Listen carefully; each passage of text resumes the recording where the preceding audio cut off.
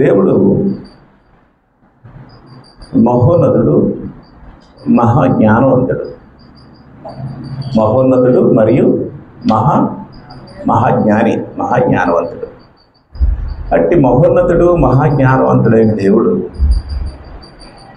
శాశ్వతమైనటువంటి కార్యక్రమాలు చేస్తూ ఉంటాడు. దేవుడు ఏది చేసినా అది శాశ్వతంగాను, అది సర్వ మానవాళికి ఉపయోగకరంగాను చేస్తాడు. దేవుని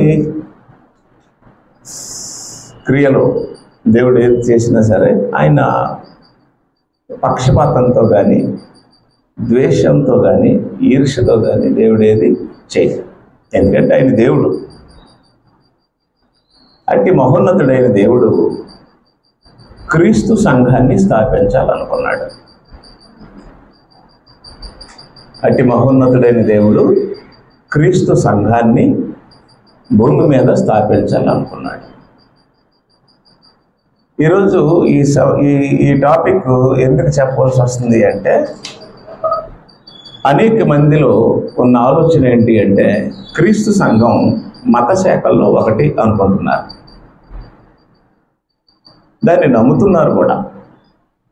భూమి మీద నేడు అనేక సంఘాలు ఉండడాన్ని బట్టి, అనేక సంఘాలు మధ్యలో క్రీస్తు సంఘం ఉండడాన్ని బట్టి, క్రీస్తు సంఘం కూడా మత శాఖల్లో ఒకటి అని చాలామంది నమ్ముతున్నారు. క్రీస్తు సంఘాన్ని సరిగా అర్థం చేసుకునే స్థితిలో ఉన్నారు. ఆ కారణం చేత రక్షణ పొందిన వారందరికీ, ఎప్పటి నుండో క్రీస్తు సంఘాల్లో సభ్యులుగా కొనసాగుతున్న వారికి, క్రీస్తు సంఘాన్ని విమర్శిస్తున్న వారికి, క్రీస్తు సంఘాన్ని ద్వేషిస్తున్న వారికి ఈ మెసేజ్ అర్థం అవ్వాలని నేను మనస్ఫూర్తిగా కోరుకుంటున్నాను. క్రీస్తు సంఘము భూమి మీద స్థాపించబడాలన్నది దేవుని ప్రణాళిక, దేవుని అనాది సంకల్పం. ఇది మత శాఖ కాదు. ఎఫెసీయులకు రాసిన పత్రిక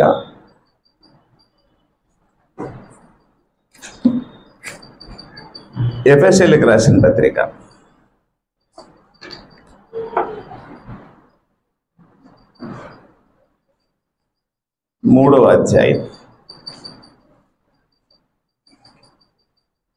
8-11 వచనాలు నేను చదువుతాను. దేవుడు మన ప్రభు అయిన క్రీస్తు యేసునందు చేసిన నిత్య సంకల్పం చెప్పున. దేవుడు క్రీస్తు యేసునందు చేసిన నిత్య సంకల్పం అంటే శాశ్వతమైన నిత్యమైన సంకల్పం చెప్పున, పరలోకములో ప్రధానులకును అధికారులకును, అంటే పరలోకంలో ఉన్నవారికి తెలియాలని,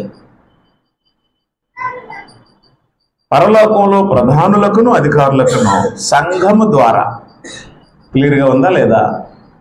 దేని ద్వారా?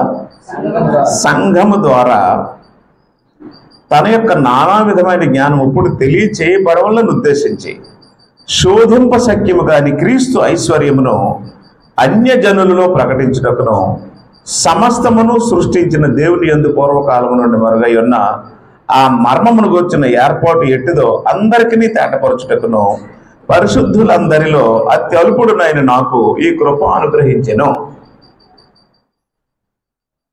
అపోస్తలుడైన పౌలు తనకు అనుగ్రహింపబడిన పరిచర్యను కృప అన్నాడు. అపోస్తలుడైన పౌలు తనకు అనుగ్రహింపబడిన పరిచర్యను ఏమన్నాడు అంటే, నాకు కృప అనుగ్రహింపబడింది అన్నాడు. ఏంటి ఆ కృప అంటే, కొలస్సీలకు రాసిన పత్రిక 1వ అధ్యాయంలో చెప్పాడు. కొలస్సీలకు రాసిన పత్రిక 1వ అధ్యాయము 24 నేను చదువుతాను. ఇప్పుడు మీ కొరకు నేను అనుభవించున్న శ్రమల యందు సంతోషించుచు. ఇప్పుడు అంటే కొలస్సీలో ఉన్నవారికి చెప్తున్నాడు. ఇప్పుడు మీ కొరకు నేను అనుభవించున్న శ్రమల యందు సంతోషించుచు. దేని యందు సంతోషిస్తున్నాడు? ఇప్పుడు మీ కొరకు నేను అనుభవించుచున్న శ్రమల యందు సంతోషించుచు మీకు పాయింట్ అర్థం అవ్వాలి. ఆయన సంతోషం దేని యందు? డబ్బు యందు కాదు, ధనము యందు కాదు, బంగారము యందు కాదు, ఘనత యందు కాదు, సన్మానాలు యందు కాదు. దేని యందు? ఎప్పుడు మీ కొరకు నేను అనుభవించుచున్న శ్రమల యందు సంతోషించుచు సంఘము అను ఆయన శరీరము కొరకు. సంఘము అనేది ఎవరి శరీరం? ఆయన అంటే ఎవరు? క్రీస్తు.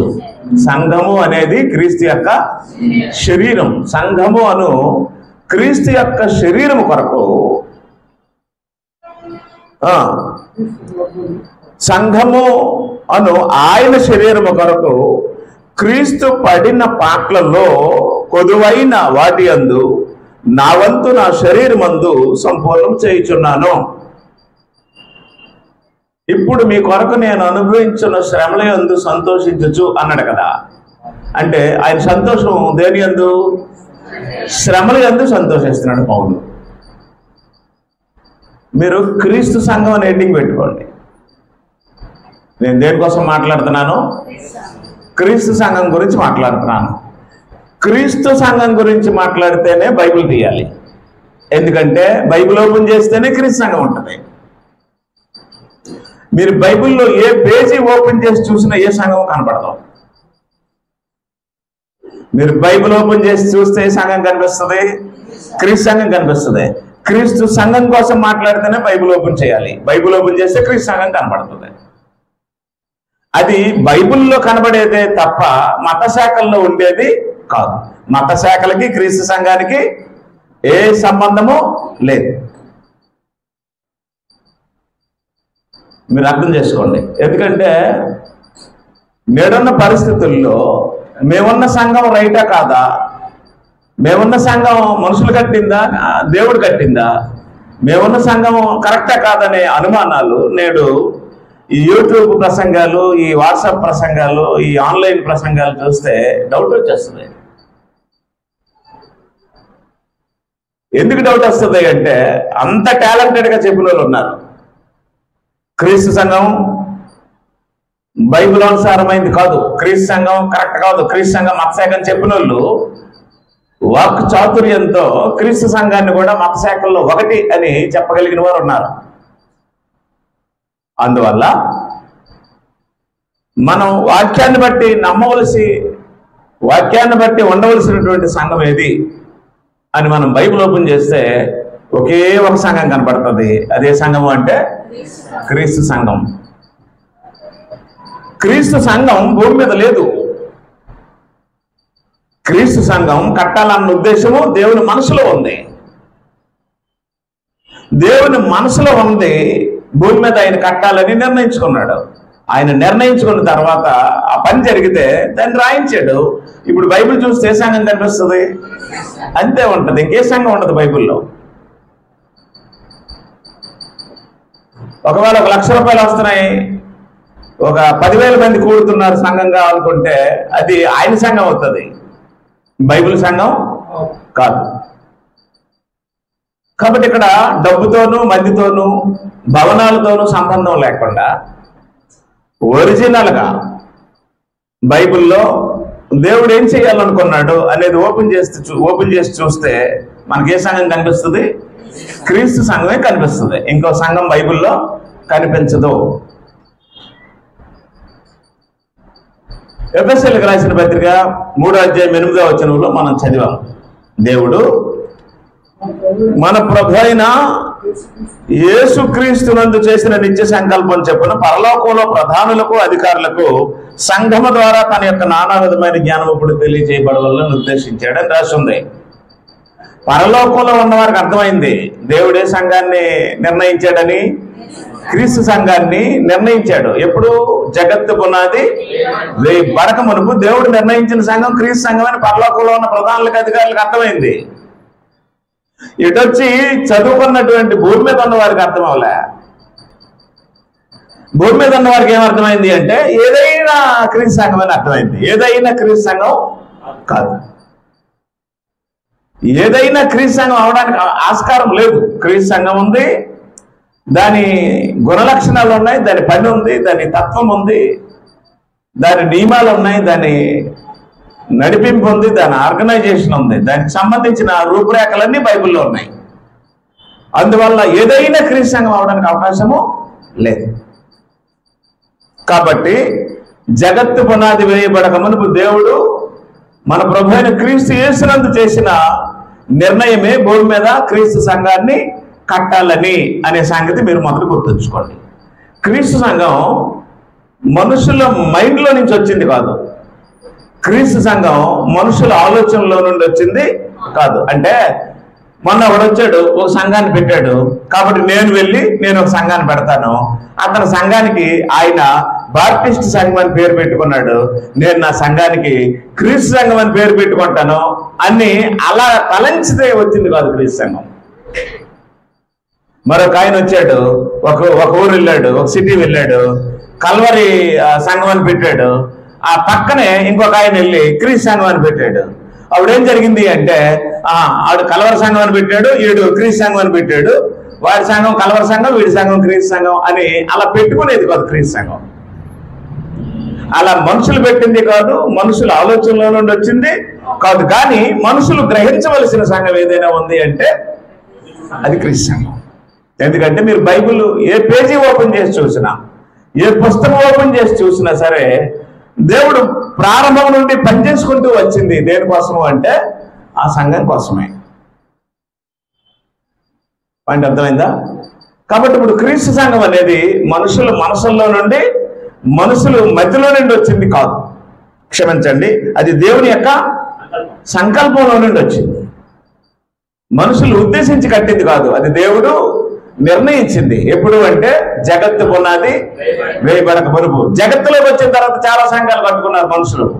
వాటికి బైబిల్కి సంబంధం ఉండదు, బైబిల్లో అవి కనిపించవు, బైబిల్లో వాటి ఆర్గనైజేషన్ కూడా ఉండదు. ఓకేనా? కాబట్టి దేవుడు పరలోకంలో ప్రధానులకును అధికారులకును సంఘము ద్వారా తన యొక్క నానా విధమైన జ్ఞానముడు తెలియజేయబడవాలని ఉద్దేశించి శోధింప శక్యము కాని క్రీస్తు ఐశ్వర్యమును అన్యజనుల్లో ప్రకటించడానికి దేవుడు ఏర్పాటు చేసిన సంఘమే క్రీస్తు సంఘం. అప్పుడు అపోస్తలుడైన పౌలు ఇది రాసి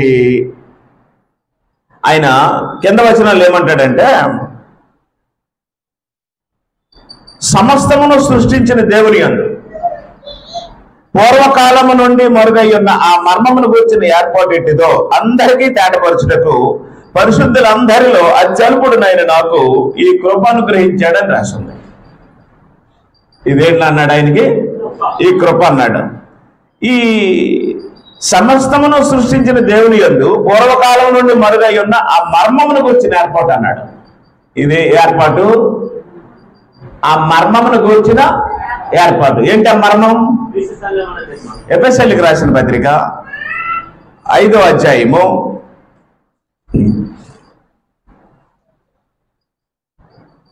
5వ అధ్యాయము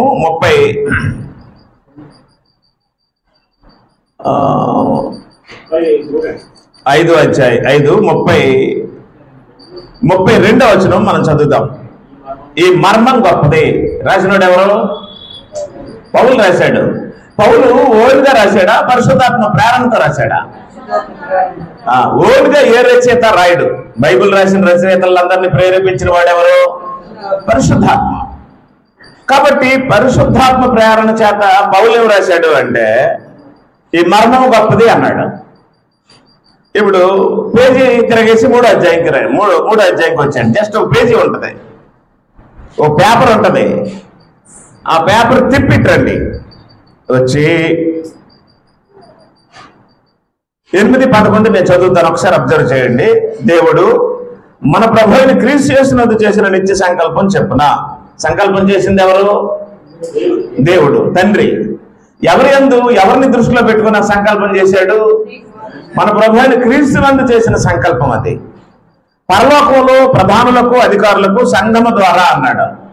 తన యొక్క నానా విధమైన జ్ఞానం ఇప్పుడు తెలియజేయబడాలన్నాడు. కాబట్టి ఇప్పుడు జ్ఞానాన్ని పరలోకానికి తెలియజేసే మీడియా ఏది? సంఘం.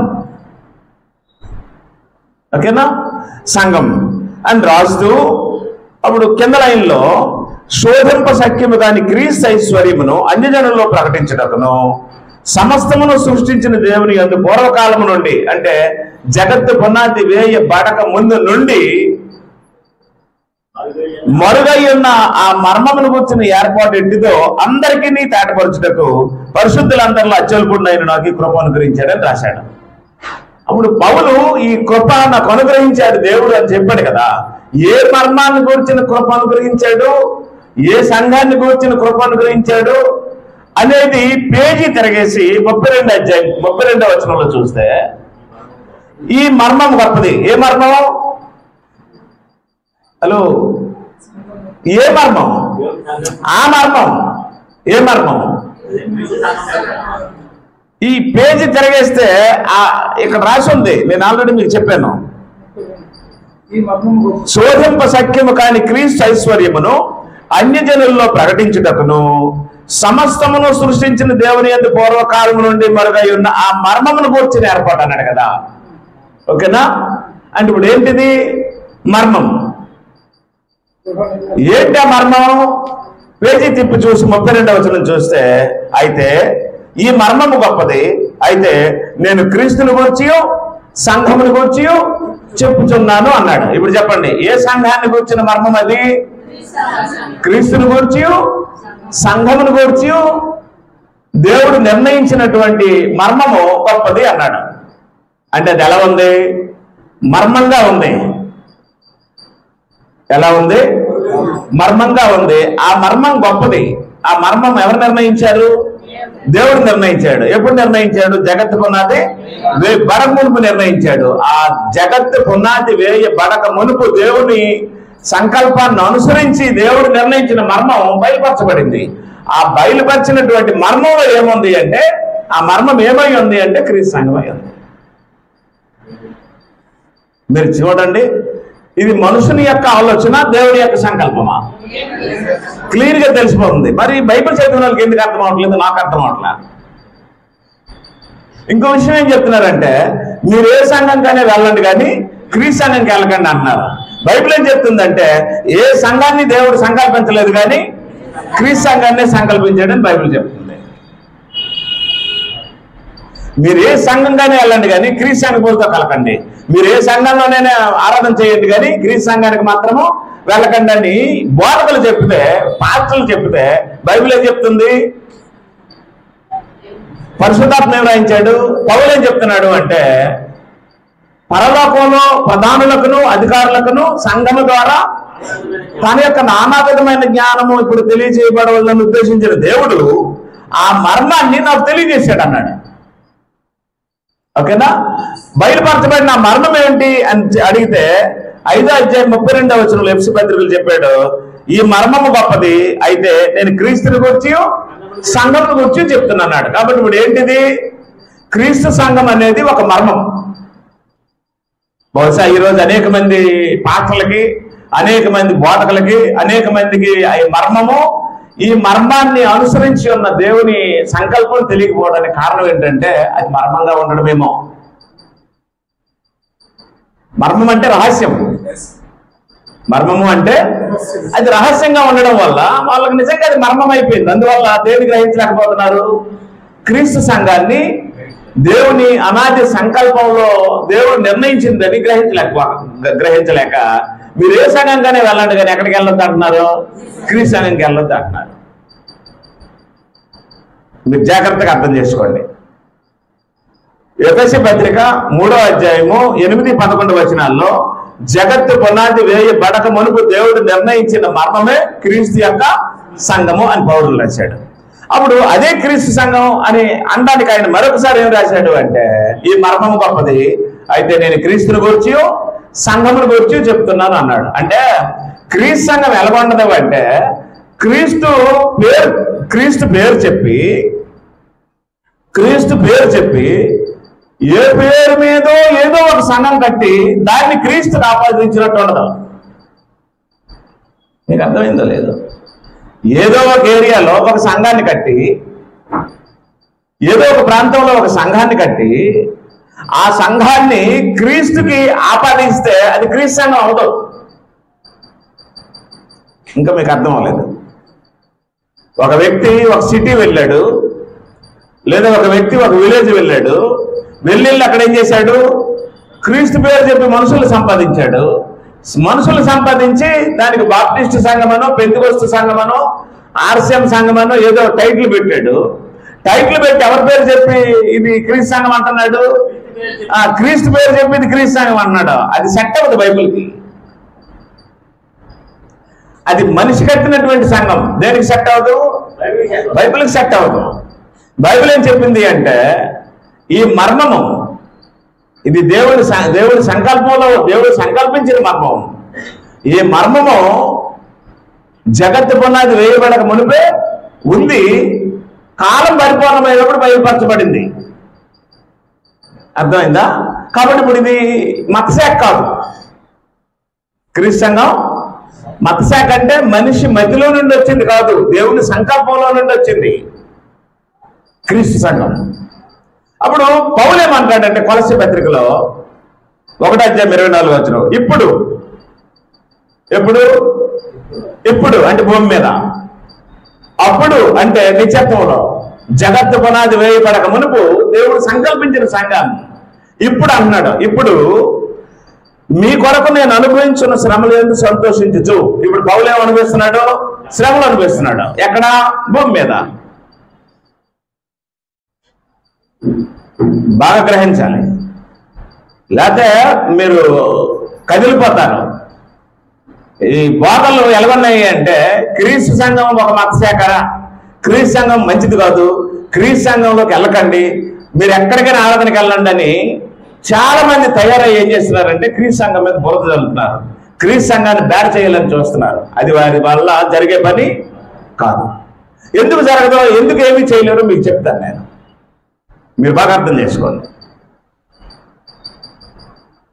ఇప్పుడు మీ కొరకు నేను అనుభవించున్న శ్రమలు యందు సంతోషించున్నాను అన్నాడు. పౌలు శ్రమలు అనుభవించుతూ ఆ శ్రమల యందు ఆయన సంతోషిస్తున్నాడు. ఎందుకు శ్రమలు అనుభవించి శ్రమల యందు సంతోషిస్తున్నాడంటే సంఘము అను ఆయన శరీరం కొరకు అన్నాడు. సంఘం అనేది ఎవరి శరీరం? అసలు సంఘం అనేది ఎవరిది? పౌలుదే, క్రీస్తుదా? సంఘం అనేది ఎవరిది? క్రీస్తుదా, పౌలుదా? మీరు 1 కొరింథీ పత్రిక 1:10 ఒకసారి తీయండి. కొరింథీయులకు రాసిన 1 పత్రిక 1 26 సహోదరులారా, క్షమించండి 13 10 నుంచి మాట్లాడతాను, 10 నుంచి చదువుతాను. 1 కొరింథీ పత్రిక 10 సహోదరులారా, మీరందరూ ఏకభావంతో మాట్లాడవలననియు మీలో కక్షలు లేక ఏక మనస్సుతోనూ ఏక తాత్పర్యముతోనూ మీరు సన్నద్ధులై ఉండవలననియు మన ప్రభువైన యేసుక్రీస్తు పేరట మిమ్మల్ని వేడుకొనుచున్నా. నా సహోదరులారా, మీలో కలహములు కలవని మిమ్మల్ని గుర్చుకుపోయేటి వారి వల్ల నాకు తెలియవచ్చును. మీలో ఒకడు నేను పౌలు వాడను, ఒకడు నేను అపోల్లో వాడను, మరి ఒకడు నేను కేఫా వాడను, ఇంకొకడు నేను క్రీస్తు వాడను అని చెప్పుకొనుచున్నారని నా తాత్పర్యం. ఎన్ని గ్రూపులు ఉన్నాయి? కొరింథీయులకు పౌలు పత్రిక రాసి ఏమన్నాడంటే మీలో ఒకడు నేను పౌలు వాడను అన్నాడు. అంటే ఒక గ్రూప్ ఎవరి గ్రూపు? అది. ఒకడు నేను అపోల్లో వాడను అన్నాడు. మరి రెండో గ్రూప్ ఎవరిది? అపోల్లో వాడిది. మరి ఒకడు నేను కేఫా వాడను అన్నాడు. మూడో గ్రూప్ ఎవరిది? పేతురుది. కేఫా అంటే పేతురుది. ఇంకొకడు నేను క్రీస్తు వాడనని చెప్పుకొనుచున్నారు అని ఇన్ఫర్మేషన్ నాకు వచ్చిందని అన్నాడు. క్లోజర్ ఇంటి వారు వచ్చి చెప్పారు. మీరు పౌలు వారా, పేతురు వారా, అపోల్లో వారా, క్రీస్తు వారా? 4 గ్రూపులు రావాల్సిన అవసరం ఏమొచ్చింది మీకు కొరింథీ పట్టణంలో అని 1వ శతాబ్దంలోనే దీన్ని ఖండించాడు. ఖండించి 13 అంటాడు, క్రీస్తు విభజింపబడి ఉన్నాడా? పౌలు మీ కొరకు సిలువ వేయబడినా? పౌలు నామమును మీరు బాప్తిస్మం పొందితరా అన్నాడు. ఇప్పుడు చెప్పండి, సిలువ వేసింది ఎవరు? సిలువ వేయించుకున్నది ఎవరు? ప్రాణం పెట్టింది ఎవరు? రక్తం కార్చింది ఎవరు? పేతురు కాదు, పౌలు కాదు, అపోల్లో కాదు. అర్థం లేదా? శ్రమలు అనుభవించింది ఎవరు? ఇప్పుడు కొలస్సీలకు రాసిన పత్రిక 1 తీయండి. కొలస్సీలకు రాసిన పత్రిక 1 మరి మీరు చేసినట్లయితే ఇప్పుడు మీ కొరకు నేను అనుభవించున్న శ్రమలు ఎందుకు సంతోషించు. 1:24 పౌలు చెప్తున్నాడు కొలస్సీలో ఉన్న సంఘానికి, ఎప్పుడు మీ కొరకు నేను అనుభవించున్న శ్రమలు యందు సంతోషించు అన్నాడు. పౌలు వేటి యందు సంతోషిస్తున్నాడు? మనకేదైనా దొరికితే సంతోషం, మనకేదైనా పేరితే సంతోషం, లాటరీ లాంటిది, మనకేదైనా అందితే సంతోషం. కానీ పౌలు తనకు వస్తున్న శ్రమలు యందు ఏం చేస్తున్నాడు? సంతోషిస్తున్నాడు. ఎందుకు శ్రమలు యందు సంతోషిస్తున్నాడు అంటే, సంఘము అను క్రీస్తు శరీరం కొరకు క్రీస్తు పడిన పాటల్లో కొదువైన వాటి యందు నా వంతు నా శరీరం అందు సంపూర్ణం చేయించున్నాను అన్నాడు. ఇప్పుడు చెప్పండి, క్రీస్తుకు శ్రమలు ఎందుకు వచ్చాయి? క్రీస్తుకు బాధలు ఎందుకు వచ్చాయి? క్రీస్తు రక్తం ఎందుకు కార్చాడు? క్రీస్తుకి ఇబ్బందులు ఎందుకు వచ్చాయి? క్రీస్తు నిద్రలేని రాత్రులు ఎందుకు గడిపాడు? క్రీస్తు భూమి మీద తన జీవితాన్ని ఎందుకు దారపోసాడు? తన రక్తాన్ని ఎందుకు దారపోసాడు అంటే సంఘం కోసం. ఎక్కడ ఉంది అర్థం? సంఘము అను ఆయన శరీరము కోసం ఆయన పాటలు పడ్డాడని రాసిందా లేదా? లేదా? ఇప్పుడు సంఘం కోసం ఎవరు పాటలు పడ్డారు? క్రీస్తు పాటలు పెడితే ఇంకా మిగిలినవి ఏదైనా ఉంటే నేను పడుతున్నాను అన్నాడు. అప్పుడు నేను పాటలు పడడం వాస్తవమే, కానీ సంఘం నాది కాదు అన్నాడా లేదా? నువ్వు పాటలు పడు, కానీ సంఘం నీది కాదు. సంఘం ఎవరిది? అంతే. నీకు అర్థం లేదా? పౌలు శ్రమల్లో సంతోషిస్తున్నాను అన్నాడా లేదా?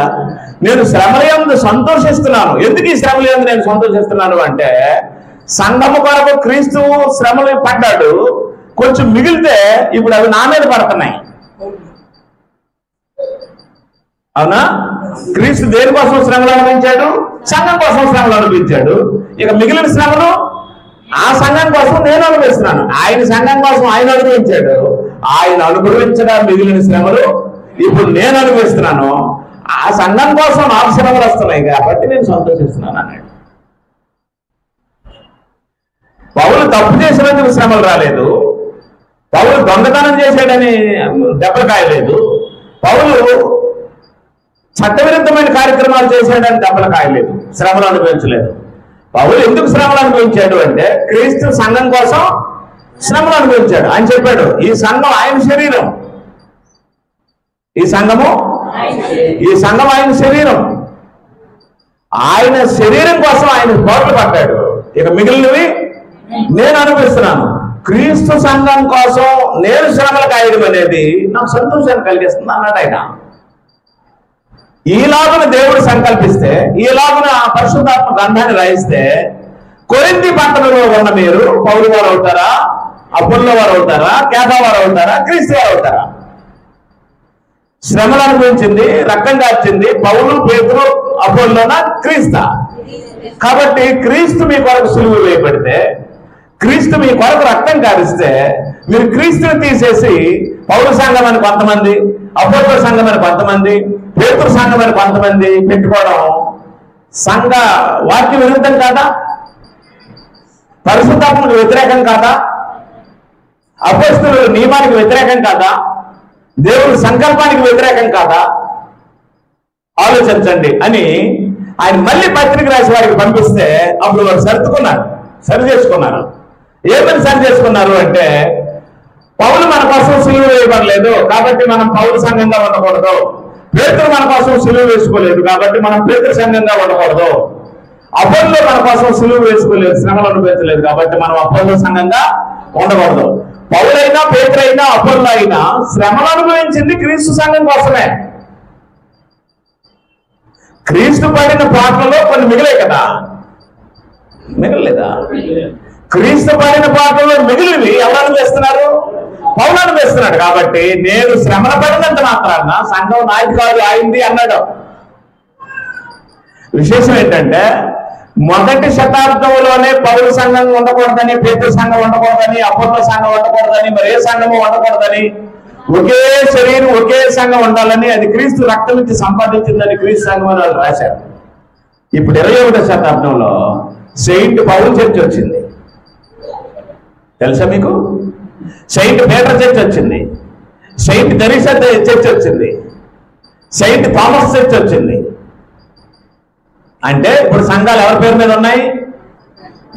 మనుషుల పేరు మీద ఉన్నాయి. పౌలు సంఘం ఉంది, పేతురు సంఘం ఉంది, యోహాను సంఘం ఉంది, మరియమ్మ సంఘం ఉంది.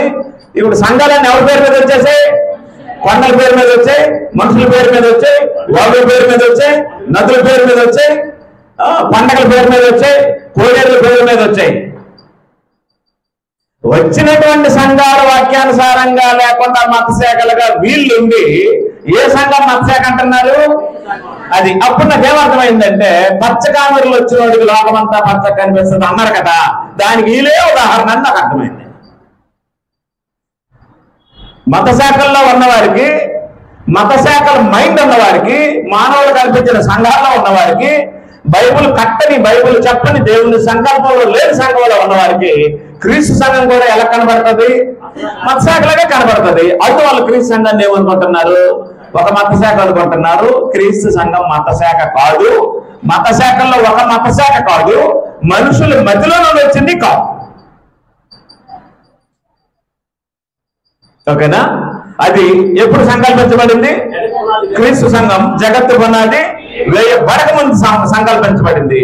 అలా సంకల్పించబడింది అనే సంగతి అపోస్తలులకు కూడా తెలియక, తెలిసిన తర్వాత ఏమనుకున్నారు అంటే, ఆహో ఈ మర్మమా, క్రీస్తు పాటలు పడింది దీని కొరక, క్రీస్తు శ్రమలను పెంచింది సంఘం కొరక అని చెప్పి క్రీస్తు సంఘం అని వాళ్ళు బైబిల్లో రాశారు.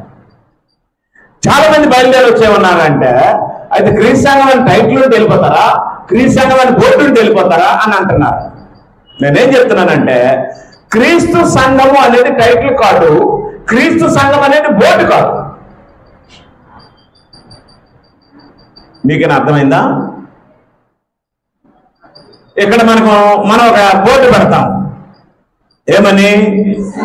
క్రీస్తు సంఘము కూడుకొను స్థలము లేదా చర్చ్ మీట్స్ హియర్ అని ఒక బోర్డు పెడతాం. ఎందుకు పెడతాం?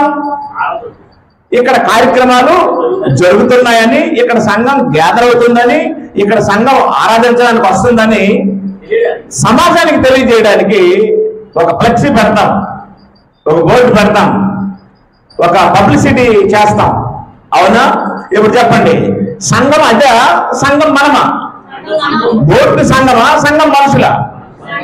క్రీస్తు సంఘం అంటే ఎలాగా అర్థం చేసుకున్నారు అంటే, బోర్డు ఉంటే సరిపోద్దా, పేరు ఉంటే పరలోకం వెళ్ళిపోతారా అని అంటున్నారు. క్రీస్తు సంఘం అనేది పేరు కాదు, క్రీస్తు సంఘం అనేది బోర్డు కాదు, క్రీస్తు సంఘం అనేది టైటిల్ కాదు. మరి ఏంటి అంటే, పరలోకం నుండి వచ్చిన ఒక వ్యక్తిని భూలోకం నుండి వచ్చినటువంటి వ్యక్తులు హత్తుకొని ఉండేది క్రీస్తు సంఘం. ఎవరొచ్చారు పరలోకం నుండి? భూలోకం నుంచి ఎవరొచ్చారు? పేతురు రాసిన పత్రిక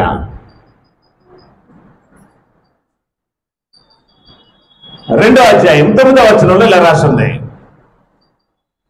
పేతురు రాసిన మొదటి పత్రిక 2వ అధ్యాయం 9వ వచనంలో, అయితే మీరు చీకటిలో నుండి ఆశ్చర్యకరమైన తన వెలుగులోనికి మిమ్మల్ని పిలిచిన వారి గుణాతిశయములను ప్రచురణ చేయ నిమిత్తము పిలువబడిన వారు సంఘం. చీకటిలో నుండి అంటే పాపములో నుండి, లోకములో నుండి పిలువబడిన వారు మనుషులు. చీకటిలో నుండి, పాపములో నుండి బయటికి రండి అని పిలిస్తే వచ్చిన వారు మనుషులు. అప్పుడు పిలవడానికి వచ్చిన వాడు ఎవరు? క్రీస్తు. పిలిచి వచ్చినటువంటి మనుషుల్ని తన స్వార్థంతో శుద్ధి చేయ నిర్ణయించుకొని కల్వరిలో మ్రాణి మీద వేలాడి తన రక్తాన్నంతటినీ భూమి మీద చిందించాడు.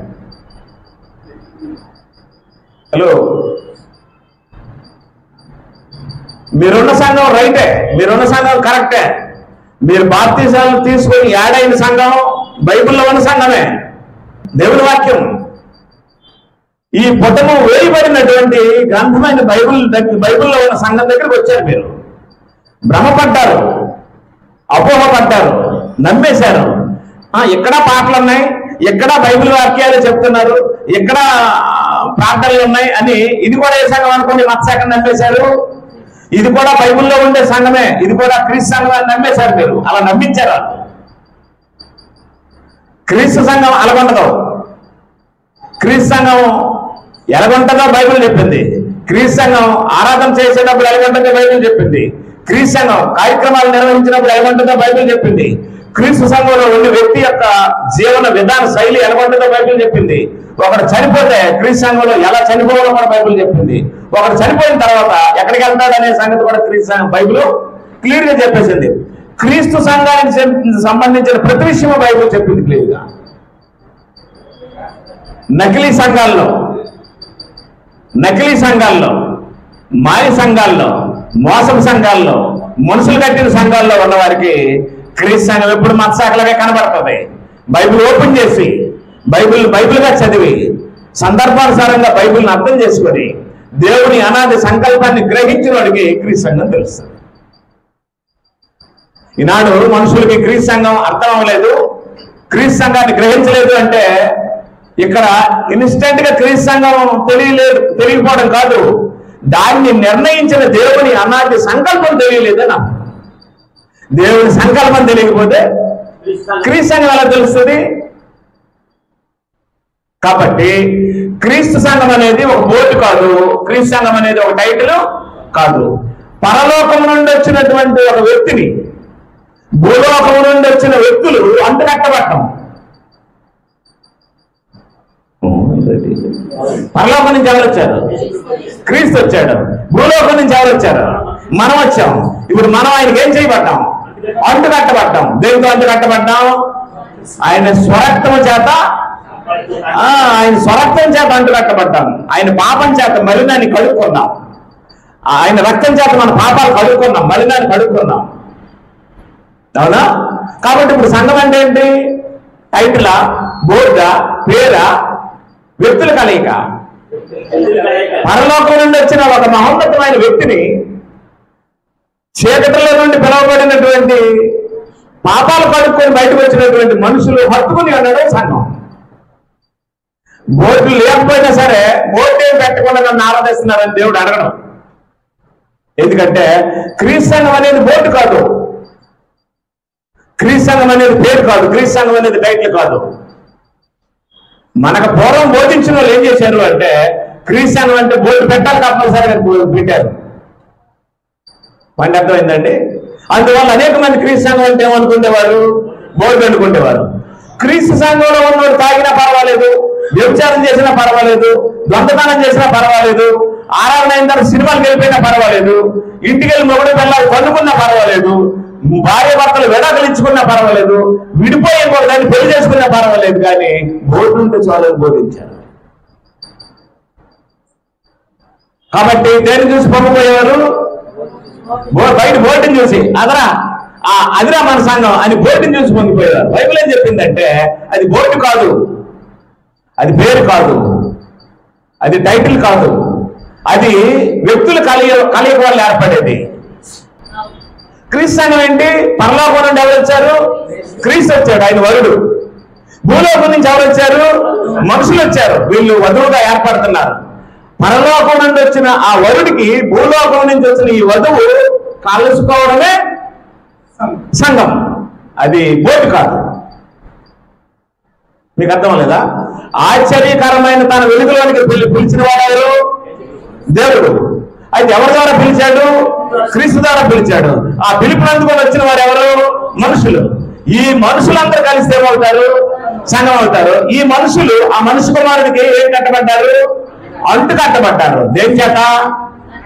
రక్తం చేత అంటు కట్టబడ్డారు. అది క్రీస్తు సంఘం. అంతే తప్ప బోర్డుని చూసి పొంగిపోకూడదు. ఒకవేళ మీలో ఎవరైనా సరే నేను క్రీస్తు సంఘంలోనే ఉన్నాను, నేను క్రీస్తు సంఘ సభ్యురాలిని, క్రీస్తు సంఘ సభ్యుడిని, ఇక మీదట నేను ఆడింది ఆట పాడింది పాట చేసినా పర్వాలేదు, మా ఆయన మీద తిరగబడినా పర్వాలేదు, మా ఆవిడని కొట్టినా పర్వాలేదు, లేదా మా ఆయన్ని రాసి రంపాన పెట్టినా పర్వాలేదు, మరి కొట్టడం తెలిసిపోయింది, మా ఆవిడ్ని నేను ఏదైనా పర్వాలేదు, లేదు నేను తాగినా పర్వాలేదు, లేదు నేను తందనాలైనా పర్వాలేదు, సినిమాకి వెళ్ళిపోయినా పర్వాలేదు, నా వ్యక్తిగత జీవితాన్ని నాశనం చేసుకున్నా సరే ఆ బోర్డు ఉంది నాకు పర్వాలేదు అనుకుంటే మీరైతే తప్పైపోతారు. పాయింట్ అర్థం అవట్లేదా? అర్థం లేదా? ఇది సామాన్యమైనది కాదు, ఇది క్రీస్తు స్వరక్తం ఇచ్చి సంపాదించిన ఆస్తి క్రీస్తు సంఘం. ఓకేనా? ఇది మానవులు కల్పించిన సిద్ధాంతము కాదు. కాబట్టి క్రీస్తు సంఘం ఎలాంటిదో అది ఎంత ఔన్నత్యము కలదో, అది ఎంత గొప్పదో పౌలు రాశాడు. కొలస్సీలకు రాసిన పత్రిక 1వ అధ్యాయం.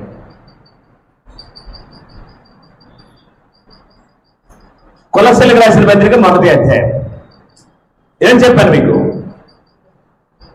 క్రీస్తు సంఘం మనుషుల మధ్యలో నుండి వచ్చిందా, దేవుని సంకల్పంలో నుండి వచ్చిందా? క్రీస్తుకు శ్రమలు ఎందుకు వచ్చాయి? క్రీస్తుకు రక్తం ఎందుకు కారింది? క్రీస్తుకు బాధలు ఎందుకు వచ్చాయి? హలో, క్రీస్తుకు రక్తం ఎందుకు వచ్చింది? క్రీస్తుకు శ్రమలు ఎందుకు వచ్చాయి? క్రీస్తుకు బాధలు ఎందుకు వచ్చాయి? క్రీస్తుకు దెబ్బలు ఎందుకు తగిలాయి అంటే పౌలు చెప్పాడు, సంఘము కొరకు క్రీస్తు పడిన పోట్లు అన్నాడు. అవునా? క్రీస్తు కోసం బాధపడ్డా? క్రీస్తు సంఘం కోసం బాధపడ్డా? క్రీస్తు సంఘం కోసం శ్రమ పడటం అనేది ఎవరి సంకల్పం? దేవుని సంకల్పం. అయితే క్రీస్తు సంఘం కోసం నేను శ్రమలు పడటం అనేది, క్రీస్తు సంఘం కోసం నేను శ్రమలు పడటం అనేది నాకు కృప అన్నాడు. దేవుని సంకల్పం కోసం క్రీస్తు శ్రమలు అనుభవించాడు. క్రీస్తు సంఘం కోసం క్రీస్తు పాటలు పడ్డాడు. ఇప్పుడు పౌలు దేని కోసం పాటలు పడుతున్నాడు?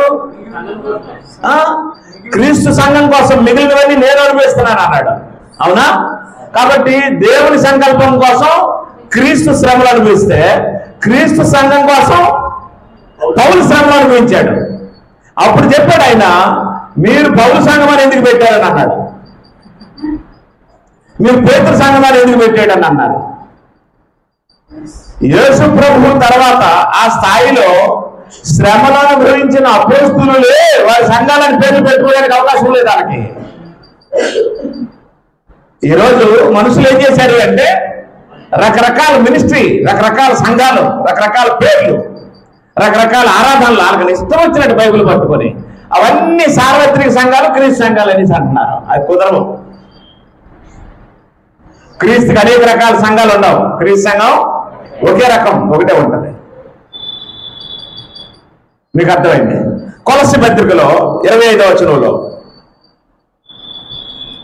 1:25 దేవుని వాక్యము అనగా యుగములలోను తరములలోను మరుగు చేయబడి ఉన్న మర్మము సంపూర్ణంగా ప్రకటించుటకు మీ నిమిత్తము నాకు అప్పగింపబడిన దేవుని ఏర్పాటు ప్రకారము నేనంటే ఎవరు? నేనంటే సాల్మన్ రాజు కాదు. నేను అంటే పౌలు ఆ సంఘమునకు పరిచారకుడునైతిని అన్నాడు. చూడండి, ఆ సంఘానికి శిరస్సు ఎవరు? ఇప్పుడు సంఘానికి పరిచారకుడు ఎవరు? ఆ సంఘాన్ని సంకల్పించినడు ఎవరు? సంఘాన్ని సంకల్పించింది ఎవరు? తండ్రి అయిన దేవుడు. ఆ సంఘానికి శిరస్సు ఎవరు? ఇప్పుడు ఆ సంఘానికి పరిచారకుడు ఎవరు? అది ఇప్పుడు ఆ సంఘ సభ్యులు ఎవరు? ఎవరైనా ఆ సంఘ సభ్యులు అవ్వాల్సిందే. వాటి అర్థమైందా? సంఘాన్ని సంకల్పించినడు దేవుడు, ఆ సంఘానికి శిరస్సు, ఆ సంఘానికి పరిచారకుడు. అర్థమైందా? మరి ఆ సంఘాన్ని నివసించడానికి ఎందుకు వెళ్ళావు? గలతీలకు రాసిన పత్రిక. ఆ సంఘాన్ని నివసించడానికి ఎందుకు వెళ్ళావు? ఎందుకు వెళ్ళావు? ఆ సంఘాన్ని, క్రీస్తు సంఘాన్ని నివసించడానికి ఎందుకు వెళ్ళావు? పౌలు అడుగుతాం.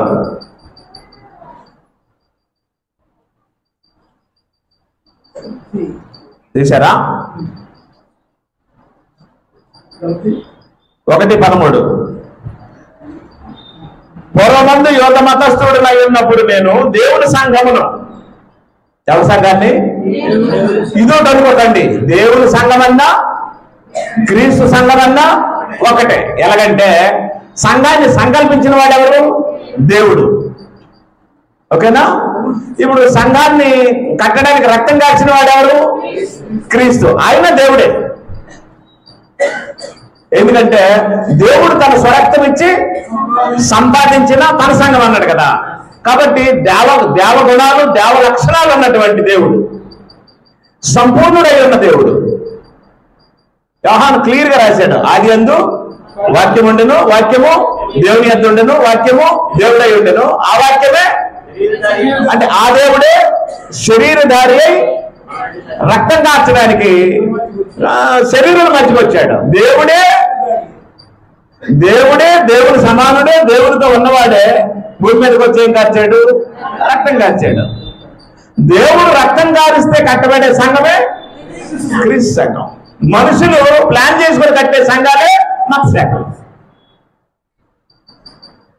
మీరు ఎంత అదృష్టవంతులో చూడండి. దేన్ని తప్పించుకొని వచ్చారు?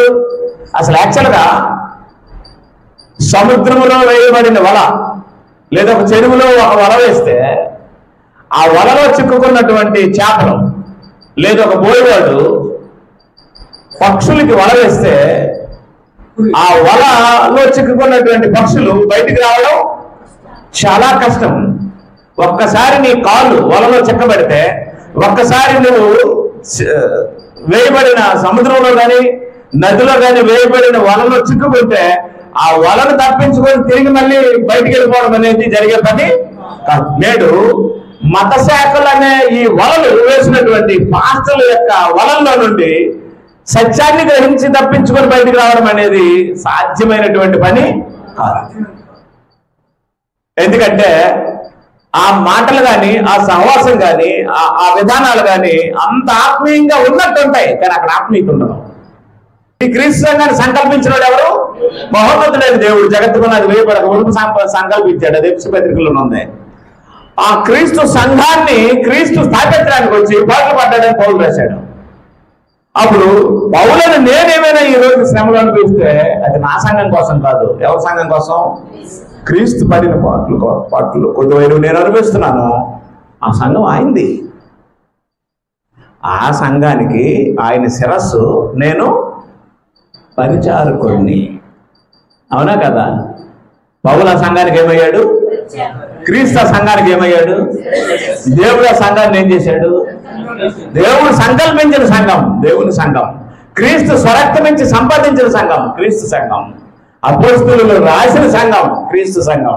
పరిశుద్ధాత్మ రాయించిన సంఘం క్రీస్తు సంఘం. ఇది మత శాఖ కాదు. అయితే ఒక ప్రశ్న, మరి దేవుడు సంకల్పించిన సంఘాన్ని నువ్వు ఎందుకు హింసించావు? ఇక్కడ రాసింది గలతీయులకు రాసిన పత్రిక 1:13 వచనంలో, పూర్వమందు యోధ మతస్థుడుగా ఉన్నప్పుడు నేను దేవుని సంఘమును అపరిమితముగా హింసించి నాశనం చేయొచ్చు అన్నాడా లేదా? అనలేదా? దేన్ని హింసించడానికి వెళ్ళేవాడు? సంఘాన్ని హింసించడానికి వెళ్ళాడా లేదా? వెళ్ళాడు. వెళ్తున్న టైంలో ఏం జరిగిందో అపోస్తుల కార్యములు చూద్దాం. అపోస్తుల కార్యములు 9వ అధ్యాయం.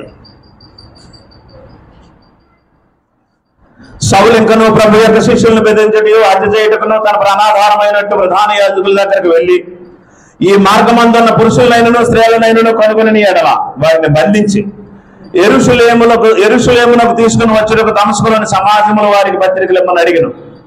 అతడు ప్రయాణం చేయొచ్చు దమస్కు దగ్గరకు వచ్చినప్పుడు అకస్మాత్తుగా ఆకాశం నుండి యొక్క వెలుగు అతని తోటి ప్రకాశించెను. అప్పుడు అతడు నేల మీద పడి, సౌలా సౌలా, నీవేళ నన్ను హింసించున్నావని తనతో ఒక స్వరం పలుకుతూ వినడం. ప్రభువా నీవెవరు అని ఆయన అడుగా, నేను నీవు హింసించుచున్న యేసును అన్నాడు. ఇప్పుడు చెప్పండి, పౌలు యేసుని హింసిస్తున్నాడా సంఘాన్ని హింసిస్తున్నాడా? మీకు అర్థం వల్ల ఇప్పుడు దమస్కులో ఉన్న వారిని పత్రికలు అడిగి తీసుకొని వెళ్ళి ఎవరిని హింసించాలనుకుంటున్నాడు? సంఘాన్ని హింసిస్తున్నాడు, అంతే కదా? అప్పుడు ప్రభు వచ్చేమన్నాడు? నీవేళ నన్ను హింసిస్తున్నావు అన్నాడు. అంతవరకు ఆయనకు అర్థం కాని విషయం ఏంటి? సంఘం వేరు క్రీస్తు వేరు అని అనుకున్నాడు. క్రీస్తు అనే ఒక ఆయన వచ్చాడు, ఆయన యెరూషలేము వచ్చేవాడు, ఆయన పండుగలు చేసేవాడు, ఆయన ప్రయాణాలు చేసేవాడు, ఆయన అద్భుతాలు సూచనలు చేసేవాడు. శరీర రీతిగా మేము ఆయన నెరుగుదాము. ఆయన వేరు, ఈ సంఘం వేరు. ఆయన వేరు, ఈ సంఘం వేరు అనుకొని దేన్ని హింసించడానికి వెళ్తున్నాడు? సంఘాన్ని హింసించడానికి వెళ్తే అప్పుడు దమస్కు మార్గమున ప్రభు వచ్చి అడిగాడు, సౌలా సౌలా నీవేళ నన్ను హింసిస్తున్నావంటే సౌలు అన్నాడు, నేను హింసిస్తున్నది సంఘాన్ని, నిన్ను కాదు అన్నట్టు మాట్లాడాడు. అప్పుడు ప్రభు ఏమన్నాడు? నువ్వు హింసిస్తున్నది నా సంఘాన్ని. అవునా? క్రీస్తు సంఘం పౌలుదా? క్రీస్తు సంఘం తీదరదు? క్రీస్తుదా? క్రీస్తు సంఘం క్రీస్తుదా? క్రీస్తు సంఘం సాల్మన్ రాజుదా? క్రీస్తు సంఘం క్రీస్తుదా? క్రీస్తు సంఘం పేతురుదా? క్రీస్తు సంఘం క్రీస్తుదా? క్రీస్తు సంఘం అపోలోదా? చెప్పట్లేదు మీరు. క్రీస్తు సంఘం క్రీస్తుదా, క్రీస్తు సంఘం మత్శాఖ. మీరు మత్శాఖ వాళ్ళతో కలిస్తే,